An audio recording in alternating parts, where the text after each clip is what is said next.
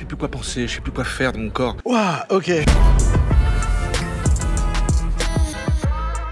Vous pensez que Hot Ones, c'est juste une émission où on mange épicé? Eh bien, détrompez-vous. Cette émission utilise en réalité des techniques d'interrogatoire si redoutables qu'elles pourraient être utilisées dans les services secrets. Comment une simple sauce piquante peut-elle faire craquer les stars les plus entraînées à contrôler leur image? Comment se fait-il que des célébrités qui ont l'habitude de maîtriser parfaitement leur communication finissent par révéler des secrets qu'elles n'auraient jamais dit ailleurs? Je vais vous expliquer les mécanismes psychologiques cachés derrière ce concept apparemment innocent. Et vous allez comprendre pourquoi même les célébrités les plus blindées finissent toujours par tout balancer. Je propose qu'on croque tout de suite. Oh putain. La bombe. Ok. D'accord. J'ai vraiment l'impression de prendre des champis là. Ce que vous allez découvrir va complètement changer votre perception de cette émission. Nous verrons comment l'escalade progressive de la douleur occupe le cerveau conscient pour libérer l'inconscient. Puis, nous analyserons ensuite les techniques de manipulation douce comme le yes set et les présuppositions. Nous explorerons ensuite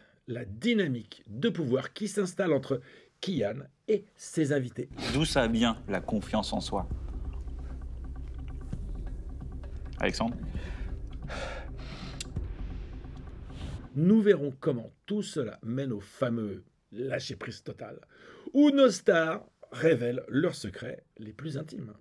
Et si cette analyse vous plaît, cliquez et abonnez-vous pour plus de décryptage psychologique d'émissions populaires. Dans une interview classique, que ce soit chez Michel Drucker, dans C'est à vous, ou dans un magazine quelconque, il y a ce qu'on appelle des filtres de mensonges. Attention, je ne dis pas que nos stars mentent volontairement, mais elles filtrent naturellement nos réponses selon des codes très spécifiques du paysage médiatique français. Ces filtres, c'est d'abord la politesse sociale. On nous apprend depuis l'enfance à ne pas dire certaines choses, à rester dans les convenances. Ensuite, il y a la protection de l'image publique. Une célébrité a une marque à protéger, des contrats en jeu, une réputation à préserver. Et enfin, il y a la culpabilisation. On évite de dire des choses qui pourraient blesser quelqu'un ou nous faire passer pour des méchants. Résultat, des interviews complètement formatées où on entend toujours les mêmes réponses convenues. C'est du marketing déguisé, pas de la vraie communication humaine. Mais Hot Ones, c'est différent. L'émission a trouvé un moyen génial de contourner tous ces filtres. Comment? En créant une situation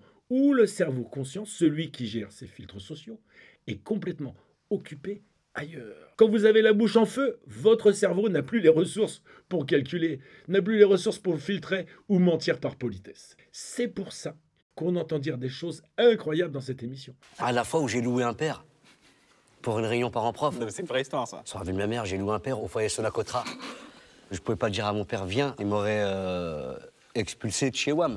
Des acteurs qui balancent sur leurs collègues, des chanteurs qui révèlent leurs vrais sentiments sur l'industrie musicale, des personnalités qui admettent leurs faiblesses les plus profondes. Tout ça parce que leurs filtres habituels sont complètement désactivés. Et c'est là qu'intervient le génie de l'escalade progressive. Parce que si on donnait directement la sauce la plus forte, les invités partiraient en courant. Non! Il faut y aller étape par étape, sauce par sauce, pour amener progressivement la personne dans un état où elle va tout dire. Et c'est exactement ce qu'on va voir maintenant. Alors, parlons de cette fameuse escalade. Hot Ones France utilise 10 sauces différentes, créées sur mesure par le chef Valérie Drouet, classées selon l'échelle de Scoville qui mesure la force du piquant. On commence autour de 1700 unités Scoville, avec une sauce relativement douce. Et on termine à plus de 2 millions d'unités, avec des sauces qui sont littéralement des armes de destruction massive pour vos papilles. Pour vous donner une idée, le poivre noir que vous mettez sur vos pâtes, c'est 100 unités Scoville. Un piment jalapeno, c'est déjà 8000 unités. La dernière sauce de Hot Ones, c'est 250 fois plus fort qu'un jalapeno. C'est comme passer d'une petite gifle un coup de marteau sur la langue. Mais pourquoi cette progression est-elle si efficace psychologiquement? Parce qu'elle exploite un principe fondamental du fonctionnement cérébral, l'occupation sensorielle. Quand votre bouche brûle, votre cerveau conscient, celui qui contrôle la logique, la réflexion et les filtres sociaux, est entièrement mobilisé pour gérer cette agression sensorielle. Concrètement, voici ce qui se passe. Les récepteurs de la douleur dans votre bouche envoient des signaux d'alerte massifs vers votre cerveau. Votre cortex préfrontal, la zone responsable du contrôle de soi et de la réflexion, se retrouve saturé. Il n'y a plus les ressources pour maintenir vos défenses psychologiques habituelles. C'est exactement le même principe qu'en hypnose. Les hypnotiseurs utilisent des techniques de surcharge sensorielle ou cognitive pour occuper le conscient et accéder directement à l'inconscient. Ici, au lieu d'utiliser des jeux de mots ou des inductions complètes, on utilise la douleur pure. C'est plus direct, plus efficace et surtout, ça passe pour du divertissement. Voilà, je suis crevé pour de vrai, j'ai rien fait, je vais pas bouger d'ici. Le pouvoir du piment, ça rase. Au début de l'émission, les invités sont posés, contrôlés, ils donnent des réponses mesurées. Mais au fur et à mesure que l'intensité monte, leur langage corporel change, leur débit de parole s'accélère, ils deviennent plus spontanés, plus authentiques. Leur vraie personnalité commence à émerger. Vincent Cassel qui quitte la table, Alain Chabat qui craque. Je suis un élan. Non. Jamel Debbouze qui avoue des choses personnelles. Mais cette escalade physique n'est que la partie visible de l'iceberg. Parce qu'en parallèle, il y a toute une série de techniques psychologiques subtiles qui sont mises en place pour maximiser l'effet. Et c'est ce qu'on va décortiquer maintenant. Analysons leurs techniques psychologiques subtiles utilisées dans Hot One. La première, c'est ce que l'on appelle la technique du pied dans la porte, ou foot in the door. Le principe est simple. On commence par demander quelque chose de petit et facile à accepter, puis on augmente progressivement les demandes. Dans Hot One, ça commence par « Allez, c'est juste une petite sauce douce, même mon grand-père pourrait la manger. » L'invité accepte facilement. Puis, bon, celle-là est un peu plus forte, mais vous gérez très bien. Et ainsi de suite à chaque étape. La personne a déjà dit oui à la précédente, donc, psychologiquement, elle a tendance à continuer à dire oui. C'est ce que l'on appelle le yes set en psychologie de la persuasion. Une fois que votre cerveau est dans une dynamique d'acceptation, il devient de plus en plus difficile de dire non. C'est comme un élan psychologique. Plus vous dites oui, plus vous avez tendance à dire oui. Les vendeurs utilisent cette technique tout le temps. Deuxième technique redoutable, les présuppositions. L'animateur ne dit jamais si ça brûle trop, mais quand ça va commencer à brûler. Tu sens que le piment, c'est trop chaud. Ouais. Tu as des choses pour t'aider. Tu as Très de bien. la chantilly ici. C'est là. Il ne dit pas vous pourriez avoir mal, mais quand la douleur va arriver.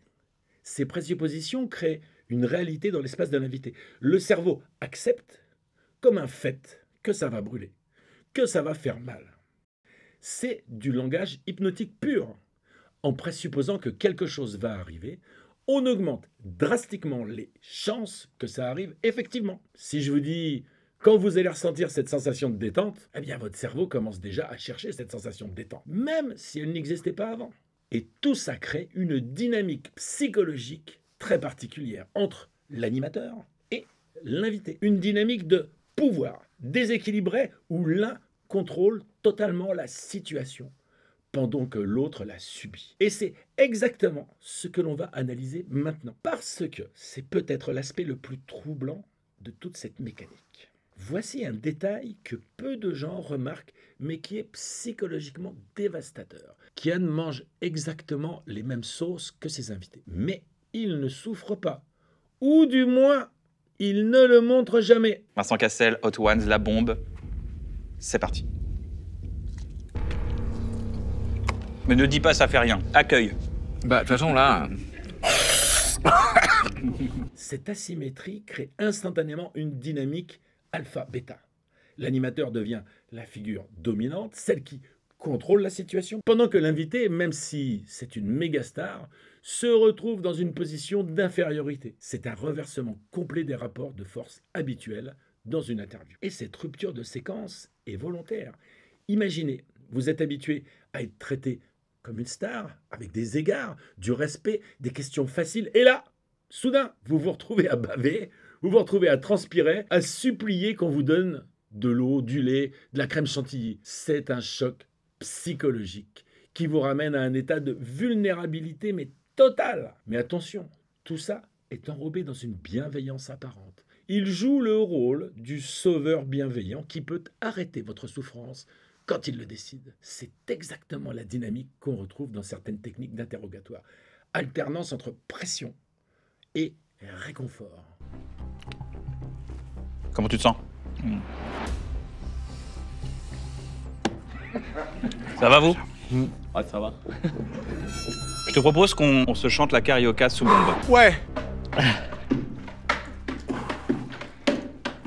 Sais-tu danser la carioca? Attends. Et c'est cette combinaison douleur physique, position d'infériorité et dépendance envers l'animateur qui mène au moment le plus révélateur de l'émission. Le lâcher-prise total, le moment où l'invité abandonne complètement ses défenses et dit tout ce qu'il a sur le cœur. Il y a un moment précis dans chaque épisode de Hot Ones où tout bascule. C'est généralement autour de la sauce numéro 7 ou 8, quand l'intensité devient insupportable. L'invité passe par 3 phases distinctes. D'abord, la phase ascendante, où il essaie encore de garder le contrôle. Puis, le pic de la souffrance, où il craque total. Et enfin, le lâcher-prise total. Et c'est là que ça devient fascinant. Une fois que la personne a abandonné l'idée de contrôler la situation, elle se met à parler librement, sans filtre. Elle balance des secrets sur ses collègues, révèle des vraies opinions sur l'industrie, raconte des anecdotes personnelles qu'elle n'avait jamais partagées avant. Psychologiquement, c'est logique. Quand votre cerveau conscient abandonne la partie, votre inconscient prend le relais. Et l'inconscient, lui, il ne ment pas. L'inconscient, lui, il ne calcule pas. Il dit la vérité brute, sans filtre social. C'est pour ça qu'on entend des choses incroyables dans cette émission, des révélations qu'aucun journaliste traditionnel n'aurait jamais réussi à obtenir. Ah, putain. Content, Palin. Bah, heureusement qu'il y a des moments où, dans la vie, on change de rythme. J'étais très vite tout le temps. Aujourd'hui, je suis plus en âge de regarder, de prendre le temps et de me rendre compte que c'est beau. Et un silence ne me fait plus peur. Quand ça m'effrayait à une époque, on vient de la scène, toi et moi, tu sais bien que le rythme... c'est terrible. Et on n'aime pas ce contretemps-là. Ouais, c'est vrai. On essaie de le combler comme on veut. Et aujourd'hui, j'en ai beaucoup moins peur. Alors, récapitulons ce que l'on vient de découvrir. Hot Ones n'est pas juste une émission de divertissement où on mange épicé. C'est un laboratoire psychologique qui utilise des techniques d'interrogatoire redoutablement efficaces. Occupation du cerveau conscient par la douleur, technique du pied dans la porte, présupposition hypnotique, inversion des rapports de pouvoir et l'exploitation du lâcher-prise total. Et maintenant que vous connaissez ces mécanismes, vous allez les voir partout, dans d'autres émissions, dans la publicité, dans les techniques de vente. La prochaine fois que vous regarderez Hot Ones, observez bien. Vous verrez tous ces éléments à l'œuvre. C'est fascinant. Et un peu effrayant à la fois quand même. Si cette analyse vous a plu, likez cette vidéo et abonnez-vous pour plus de décryptage psychologique d'émissions populaires. Et dites-moi en commentaire, quelle émission aimeriez-vous que j'analyse la prochaine fois? À bientôt pour une nouvelle analyse.